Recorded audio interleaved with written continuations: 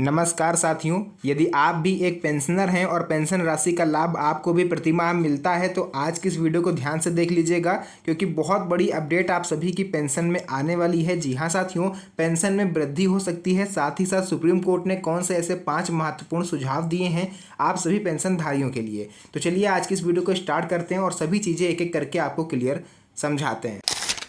तो यहाँ पर आप लोग पढ़ सकते हो, स्क्रीन पर लिखा हुआ है पेंशन से जुड़ी बड़ी अपडेट 2025। जी हाँ साथियों, बहुत बड़ी अपडेट निकल के सामने आ रही। बहुत सारे चेंजेस आपके पेंशन में होने वाले हैं। भारत में करोड़ों पेंशन धारक हैं, जिनमें वृद्धा, विधवा और दिव्यांग यानी तीनों ही कैटेगरी से जुड़े हुए लोग शामिल हैं। पेंशन इनकी जीवन रेखा मानी जाती है। हाल ही में सरकार ने पेंशन से जुड़े कई नियमों में बड़ा बदलाव करने का फैसला किया है। इसके साथ ही सुप्रीम कोर्ट ने भी पेंशन व्यवस्था को लेकर सरकार और पेंशन विभाग को 5 महत्वपूर्ण सुझाव दिए हैं। इन बदलावों और सुझावों का सीधा असर पेंशन धारकों पर होगा। तो आइए एक एक करके आगे बढ़ते हैं और सभी पॉइंट्स आपको समझाएंगे और कौन से नए चेंजेस हुए हैं। साथियों, बिजली बिल को लेकर भी इस बार पेंशनधारियों के लिए कुछ नए नियम लाए गए हैं, उसके बारे में भी आपको पूरी जानकारी हम देंगे।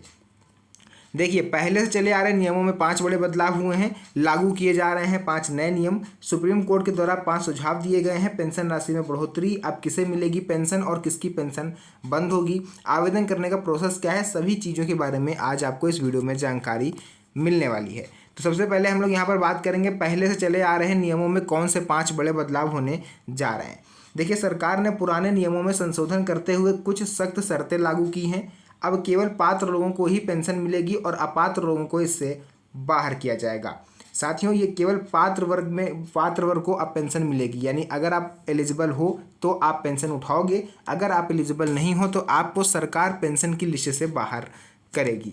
अब केवल बुजुर्ग यानी कि जो 60 वर्ष से ऊपर हैं और विधवा महिलाओं और दिव्यांग व्यक्तियों को ही पेंशन का लाभ मिलेगा। आय सीमा में बदलाव, यदि किसी परिवार की वार्षिक आय 1 लाख रुपए से अधिक है तो उस परिवार के सदस्य को वृद्धावस्था, विधवा या दिव्यांग पेंशन अब बिल्कुल भी नहीं दी जाएगी। उसके बाद तीसरा पॉइंट देखिए आ रहता है, सरकारी नौकरी या पेंशन वाले परिवार होंगे अपात्र। यदि परिवार में कोई भी व्यक्ति सरकारी नौकरी पर है या किसी भी सरकारी योजना से पहले से पेंशन ले रहा है तो उस परिवार का अन्य सदस्य पेंशन योजना से बाहर कर दिया जाएगा। कुछ गंभीर परिस्थितियों में केवल उस शख्स को जो है पेंशन मिल सकती है, जैसे कि अगर मान लेते हैं कि माता पिता जो वृद्ध हो गए हैं, 60 साल क्रॉस कर गए हैं, उनके 2 लड़के हैं, दोनों सरकारी नौकरी में हैं या कोई एक सरकारी नौकरी में है, तो इस केस में अगर साथ में आप लोग रहते हो तो जो बुजुर्ग माता पिता हैं उनको पेंशन नहीं मिलेगी। लेकिन अगर किसी कारणवश माता पिता बच्चे से अलग रहते हैं तो आपको पेंशन मिल सकती है। उसके बाद भूमि, कृषि सीमा, बिजली खपत आधारित अपात्रता। देखिए, जिनके पास 2 हेक्टेयर यानी लगभग 8 बीघा से अधिक कृषि भूमि होगी उन्हें भी पेंशन नहीं मिलेगी। और ये इस बार नया अपडेट है, बिजली खपत आधारित एलिजिबिलिटी।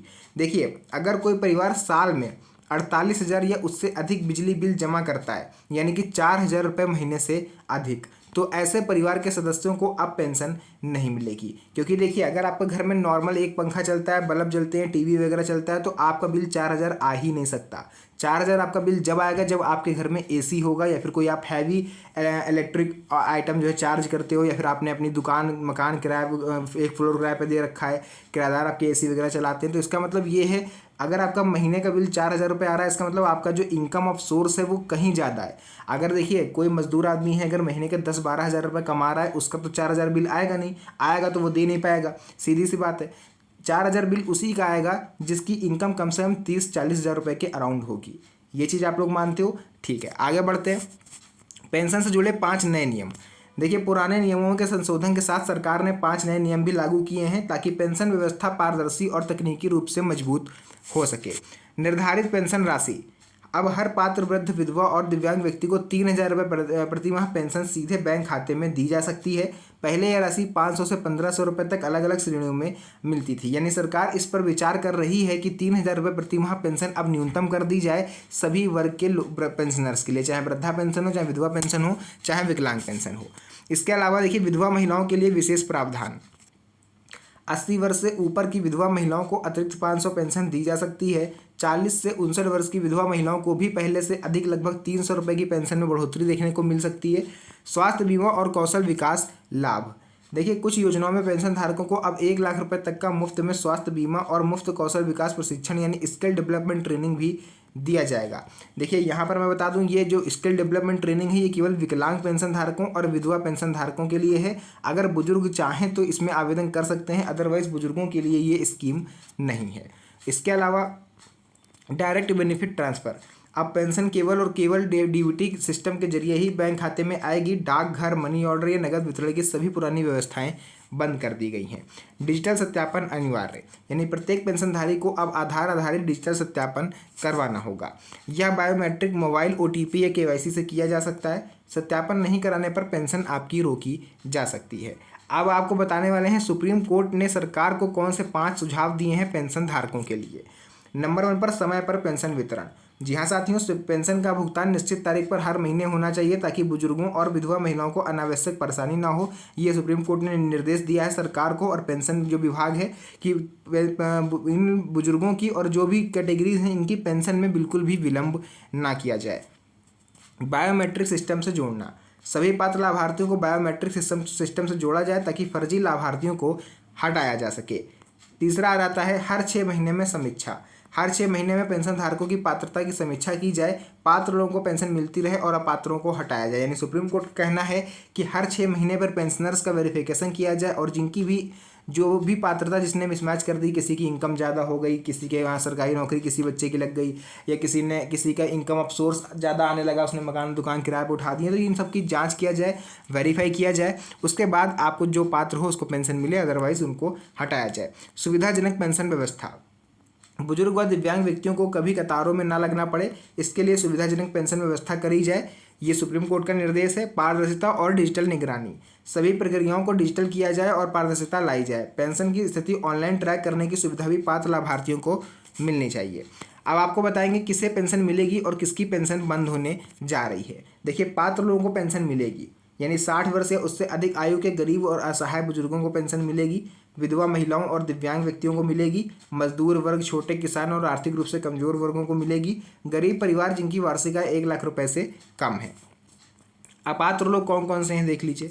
सरकारी नौकरी वाले या सरकारी पेंशन वाले परिवार, आयकर भरने वाले परिवार, 2 हेक्टेयर से अधिक कृषि भूमि वाले परिवार, सालाना 48,000 से अधिक बिजली का बिल भरने वाले परिवार, जिनकी आय सीमा पेंशन योजना से ऊपर हो गई है, ऐसे लोगों को भी पेंशन की लिस्ट से बाहर किया जाएगा। अब आपको बताएंगे पेंशन राशि में जो बढ़ोतरी होने वाली है उसके बारे में।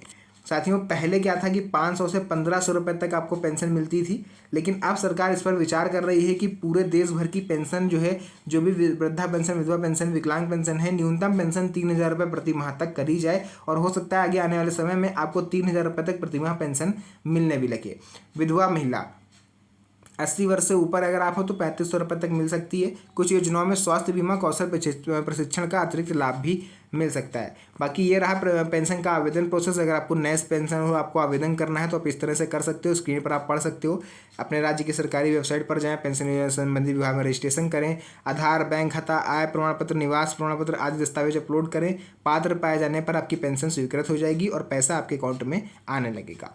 ऑफलाइन आवेदन भी आप लोग देख सकते हो। नज़दीकी अपने कार्यालय जाएँ, समाज कल्याण विभाग में, वहाँ फॉर्म मांगें, सारे डॉक्यूमेंट वगैरह लगा दें और फॉर्म को सबमिट कर दें। तो ये सब करने के बाद नई व्यवस्था के कई सारे फायदे भी हैं। बिचौलिए समाप्त हो जाएंगे, समय पर पेंशन मिलेगी, ऑनलाइन ट्रैकिंग से पारदर्शिता और निगरानी आसानी से हो पाएगी, वृद्ध और दिव्यांग लोगों को लाइन में लगने से परेशानी से मुक्ति मिलेगी। तो साथियों, जो भी अपडेट था, जो भी महत्वपूर्ण चीज़ें थी, तो मैंने सोचा क्यों ना इसे आप लोग के साथ शेयर किया जाए, क्योंकि आप लोग भी मेरे चैनल का अभिन्न हिस्सा हो। आप लोगों ने ही जोड़ जोड़ के एक एक करके मेरे चैनल को कहाँ से कहाँ तक पहुँचाया है। तो साथियों, आज की इस वीडियो को यहीं पर एंड करेंगे। मिलते हैं आप सभी से नेक्स्ट वीडियो में एक और अच्छी, इंटरेस्टिंग, मज़ेदार वीडियो के साथ। तब तक के लिए धन्यवाद। जय हिंद।